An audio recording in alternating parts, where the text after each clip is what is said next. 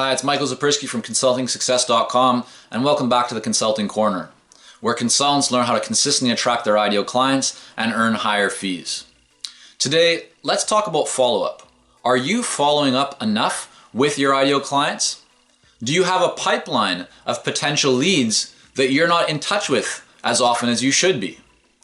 80% of sales and of business comes between the 5th and the 12th contact with your ideal client. Yet most consultants will attempt their marketing. They'll use some tactics. They'll make contact with their ideal clients. They might send an email or even pick up the phone and give a call, which doesn't happen very often, even though it's a really powerful strategy. But they'll take kind of 1, 2, maybe 3 interactions with a client, and if it doesn't work, if they don't hear back from that client, they give up.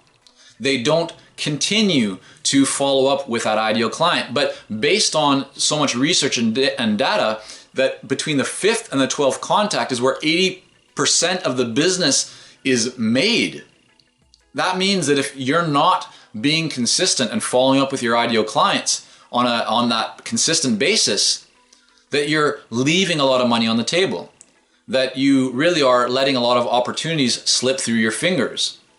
So it's important that you look at right now, are you following up with your ideal clients? Are you doing it consistently? Because if you're not, then you want to put a strategy and a structure and a process in place that allows you to follow up with your ideal clients on an ongoing basis. But also to look at your marketing and realize that marketing isn't just a short-term activity. It's a long-term plan. It's something that you start, and that if you don't see results from it right away, you don't stop, you don't give up. You don't say, oh, this type of marketing doesn't work, and just jump to the next hot, trendy thing. If you have the right strategy in place, right? If you don't, that's a whole different topic. But as long as you do have the right strategy in place, you want to work it consistently.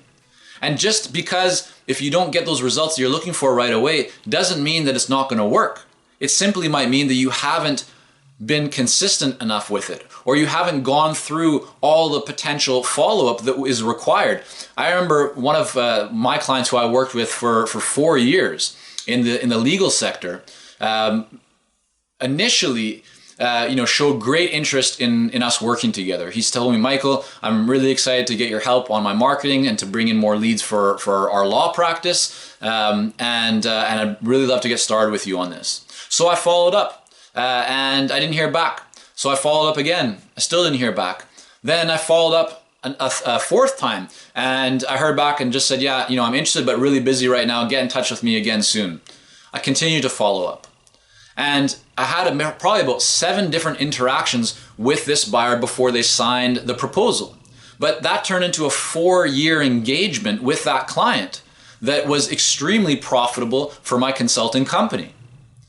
But the reason I'm sharing that story with you is because that happens time and time again. Yet if you're not consistently following up with people, then you're leaving a lot of money on the table.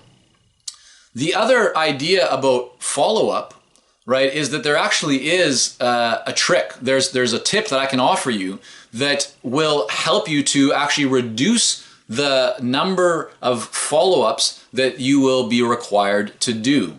And really what that means is that what I'm about to share with you will allow you to do less follow-up because you won't need to do as much follow-up.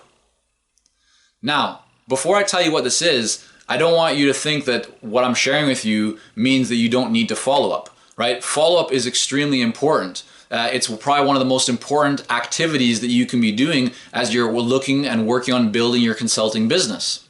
So follow up, all right? But here's the trick. Here's the strategy and the approach that you should be using that will help you to reduce the level of follow-up required, but not remove the necessity for you to follow up. Okay, so here's the tip. So every time that you speak with an ideal client, with a potential buyer, whether it's on the phone or an in-person meeting, make sure that every single time you don't leave that phone call or leave that meeting without booking or scheduling a next step with that client.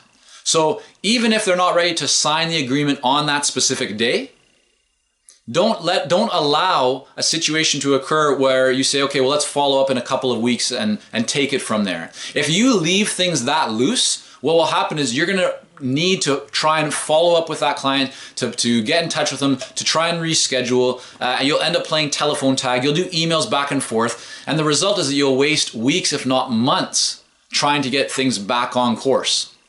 But the best way to fix that is to then and there with the client agree to what the next step should be.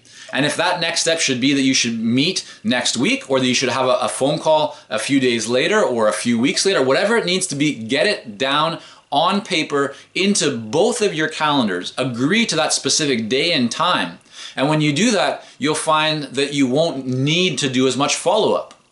And if you've done that the right way, you'll find that you'll actually be able to move through the sales process much more quickly, because you're going to reduce the time, the communication time in between that so many people spend way too much time on because they're not taking this step. So ask yourself, are you consistently scheduling a next step with your ideal client and buyer when you're meeting with them or speaking with them on the phone? Because if you're not, that's a missed opportunity and something that I really want to encourage you to correct right away.